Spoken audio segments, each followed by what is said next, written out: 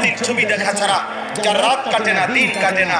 একটা সেজদাও যে সমস্ত ছেলেরা দাও না, মনে রাখো আমার আব্বা বাপ, তোমার ছাড়াও ইসলাম বিজয় হবে, তোমার ছাড়াও মাহদী লড়বে, তোমার ছাড়াও দাজ্জালের বিরুদ্ধে লড়বে, তোমার ছাড়াও ঈসা নবীর যোদ্ধা বাহিনী লড়বে।